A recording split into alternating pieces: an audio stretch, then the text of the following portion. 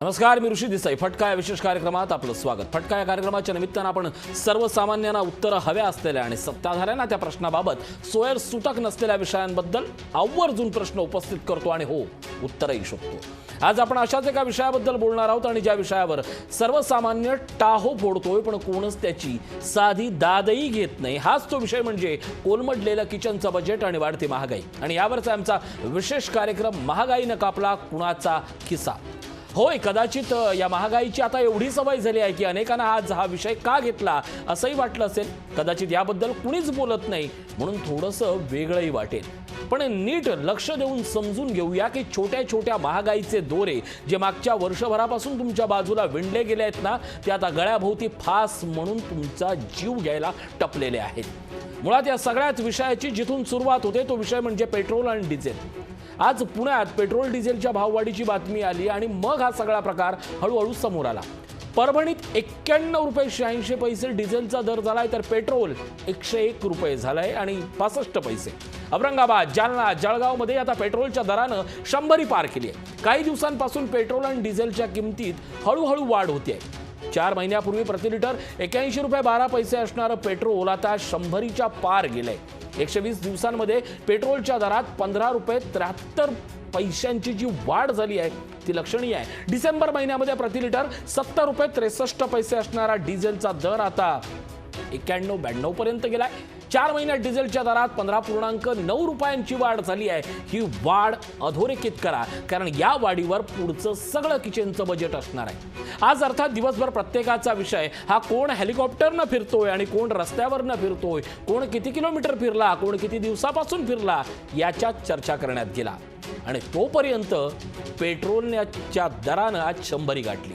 पश्चिम बंगालच्या निवडणूक निकालापर्यंत शांत असलेले दर आता अचानक हळूहळू पेट्रोल पिऊन का होईना आपण वाढू लागले. कोणी कितीही स्वतःची पाठ थोपटून घेऊ देत, पण सामान्य शेतकऱ्यापासून ते गृहिणीपर्यंत प्रत्येकाला छुप्या पद्धतीनं या भाववाढीचा आता सामना करावा लागतो. सगळ्यात महत्त्वाचं म्हणजे हे आजचं नाहीये, मागच्या 1 वर्षापासून FDI नेमकं करतंय काय, हाच तर आमचा सवाल आहे ना. अर्थात पेट्रोलचे भाव वाढले म्हणून पेट्रोलियम मंत्री बोलतील तर ती अपेक्षा फार छोटी पडली आहे. कारण जे पेट्रोलियम मंत्री ONGCची दुर्घटना झाली तरी एका शब्दानं बोलत नाही, ते पेट्रोल डिझेलच्या भाववाढीबद्दल बोलतील. जरा तर्क आहे. पण तुम्ही उत्तर दिलं नाही म्हणून प्रश्न संपणार नाही असं नाही ना होणार. प्रश्न तसेच आहेत आणि मध्यमवर्गीय माणसाला ना सरकार दिलासा देतंय ना महागाई. दोन्ही बाजूनं मरण हे फक्त सर्वसामान्य माणसाचंच झालंय. आणि दुर्दैवानं सत्ताधारी आणि विरोधक या सगळ्याबाबत गप्प बसलेले आहेत. अतिवृष्टी, कोरोना आणि महागाईच्या भडक्यानं सर्वसामान्याचं जगणं आता मुश्किल झालंय. पेट्रोल, डिझेल, सिलेंडर, खाद्यतेल, कडधान्य, रासायनिक खतं, बांधकामं, साहित्य, सगळ्या वस्तूंच्या किमती डबल टिबल झाल्यात. बजेट कोलमडल्यानं सर्वसामान्य नागरिकांपुढे अनेक प्रश्न उभे टाकलेत. एकीकडे कोरोनाचं संकट आहे, दुसरीकडे महागाई वाढते आहे. यामुळे अनेकांना कुटुंबाचं आर्थिक नियोजन करताना कसरत होते. गेल्या वर्षभरापासून सुरू असलेल्या कोरोना संकटामुळे प्रत्येकाच्या समोर एक नवं प्रश्नचिन्ह उभं टाकलंय. हे प्रश्नचिन्ह ज्या पद्धतीनं दरांचं आहे त्याच पद्धतीनं जगण्याचं आहे. कुठल्या बाबतीत तुम्ही विचार करणार आहात हाच खऱ्या अर्थानं इथं प्रश्न आहे. खाद्यतेलाचे भाव असतील, गॅस सिलेंडरचे भाव असतील, पेट्रोलचे भाव असतील की मग भाजीपाल्याचे भाव असतील. मुळात प्रश्न हा होतो की सर्वसामान्य माणूस म्हणून जगत असताना त्याच्यासमोर जे काही प्रश्न येतात त्या प्रश्नांची उत्तरं द्यायची कोणी याबाबतची बांधिलकी कोणच घ्यायला आता तयार नाहीये. आणि याच बांधिलकीचं उत्तर आज प्रत्येकाला शोधावं लागते, प्रत्येकाला सांगावं लागते. खाद्यतेलाच्या भावामध्ये जर साधा सोपा जरी आपण विचार केला तरी एक गोष्ट जाणवते की या सगळ्यामध्ये कोणच उत्तर द्यायला बांधील नाहीये. कालपर्यंत साधारणपणे 160 रुपयापर्यंत असणारे दर आज 280 रुपयापर्यंत गेले, आज 270 पर्यंत गेले. कोण देणार याची उत्तर? जी गोष्ट खाद्यतेलाची तीच गोष्ट प्रत्येक क्षेत्राची. मागच्या फक्त 1 महिन्यामध्ये विचार करा किंवा साधारणपणे 3-4 महिन्याचा विचार करा. या सगळ्याचा विचार करताना गॅस सिलेंडरचे भाव वाढत गेले. अर्थात काही काळापर्यंत येत असणारी जी सिलेंडरची हमी होती ती आता हमी रद्द झालेली आहे. खाद्यतेलाच्या भावाचा साधा प्रश्न हा अनेकांसाठी फक्त साधा असेल, अनेकांसाठी 30 रुपयाचा असेल, 40 रुपयाच्या भाववाढीचा असेल. पण सामान्य माणसासाठी, गृहिणीसाठी हा प्रश्न फार मोठा असतो. 30-40 रुपयांची भाववाढ होते तेव्हा महिन्याला लागणारं खाद्यतेलाच्या लिटरचा दर काय? तुम्ही कुठलंही तेल वापरा, सनफ्लॉवर वापरा, भुईमुगाचं वापरा, तीळ वापरा की मोहरी वापरा, काहीही वापरा, पण प्रत्येक गोष्टीत झालेली भाववाढ ही सर्वसामान्याला आज जगणं त्रासदायक ठरतंय.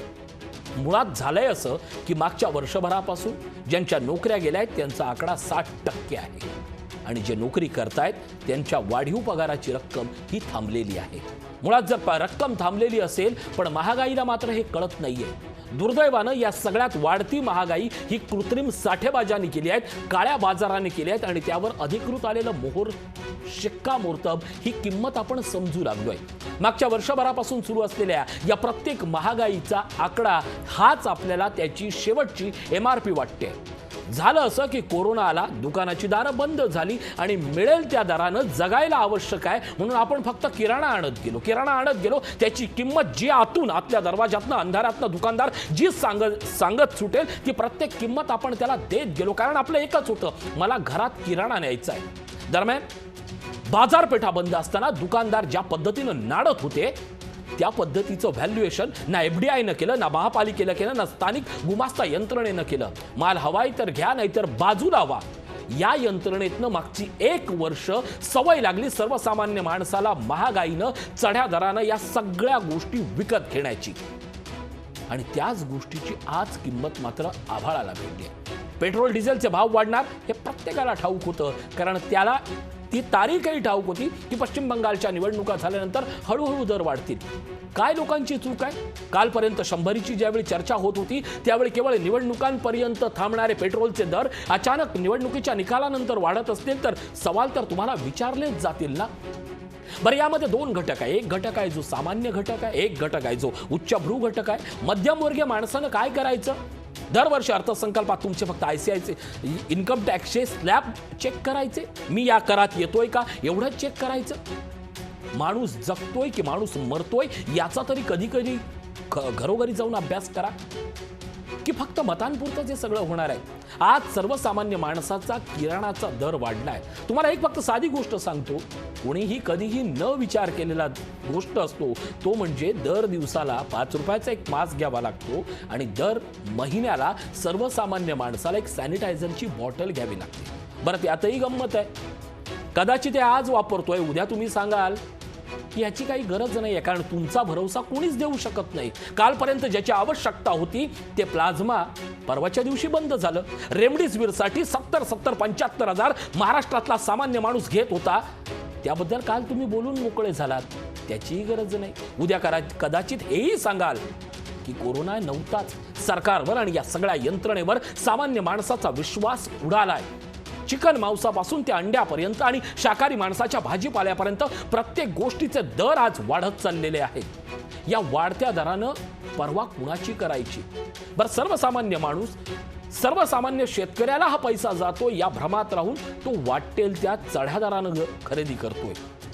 पण दुर्दैवानं या सगळ्याचं ऑडिट करणारी यंत्रणा कुठंच नाही आहे, कारण सामान्य माणूस आहे, तो घेईल, तो खाईल, तो जगेल.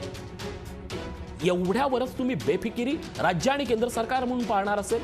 कदाचित हे सगळं बोलताना कुणाला तरी ही राजकीय स्टेटमेंट वाटत असतील. जर राजकीय स्टेटमेंट वाटत असतील तर मग मला सांगा, पेट्रोलचे दर का वाढले? पेट्रोलचे दर टप्प्याटप्प्यानं का वाढतायत? पेट्रोलचं दर अजूनही 40 रुपये लिटरमध्ये आणणं खरंच शक्य नाहीये की केंद्र सरकारला फक्त महसूल हवाय? राज्य सरकारच्या बाबतीत जर बोलायचं असेल तर राज्य सरकार कुठल्या दुकानात, कुठल्या गावात, कुठल्या शहरात जाऊन वाढलेल्या महागाईचे दर चेक करते? साधी गोष्ट होती, ज्यावेळी मोठ्या थाटात घोषणा केली गेली की रिक्षावाल्यांना 1500 रुपयाचं अनुदान दिलं गेलं, ते अनुदान कधी जमा होतंय? 22 मेला. 1 महिना तोपर्यंत लॉकडाऊन उठून गेलं. या सगळ्यात फक्त कळकळीची आणि तळमळीची भावना फक्त राज्य आणि केंद्र सरकारला आहे. सर्वसामान्य माणूस तुमच्या दृष्टीनं कोरोना म्हणून पाहिला तर आकडा असेल, रेग्युलर जगणं पाहिलं तर कदाचित मतदार असेल, किंवा पाहायचंच नसेल तर फेसबुक लाईव्ह किंवा रेडिओवरून बोलताना ऐकणारा किंवा पाहणारा कोणतरी माणूस असेल. पण यात तो जगतोय, तो लढतोय, हे शक्य आहे. काही प्रमाणात का होईना महागाई नियंत्रणात आणणं तुमच्या पट्ट्यात शक्य आहे. त्याचे पगार वाढू शकत नाहीयेत. जर तो सरकारी असेल तर ठीक आहे, पण प्रायव्हेटवाल्यांनी करायचं काय? या वाढलेल्या महागाईला उत्तर शोधायची तरी कुठे? तुम्ही राज्यकर्ते म्हणून अजूनही बुद्धिभ्रम आणि दृष्टीभ्रम करणार असाल तर मरणाऱ्या माणसानं जाब विचारायचा तरी कशाला आणि कुणाकडे? या सगळ्याच्या निमित्तानं जे महत्त्वाचे प्रश्न निर्माण होत आहेत ते प्रश्न म्हणजे अर्थातच वाढत्या महागाईला दर आणि वाढत्या महागाईचा नियंत्रणात आणण्याची जी गोष्ट आहे ती फक्त मार्च एप्रिल महिन्यातच शोधावी लागणार का? या सगळ्यात उत्तरं जर शोधायची असेल तर सर्वसामान्य माणसाच्या हातात आता काहीच उरलं नाहीये का?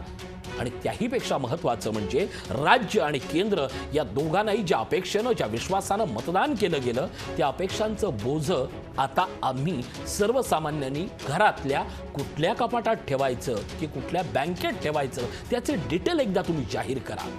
महागाई क्षणाक्षणाला वाढते. कधीतरी गांभीर्यानं या सगळ्याचा प्रत्येकानं आपापल्या पातळीवर तरी विचार करा. सरकार आहात, सरकारच राहा, पण कधीतरी राजा नावाची गोष्ट मतदारालाही तुम्ही बोलता त्याचा तरी विचार करा.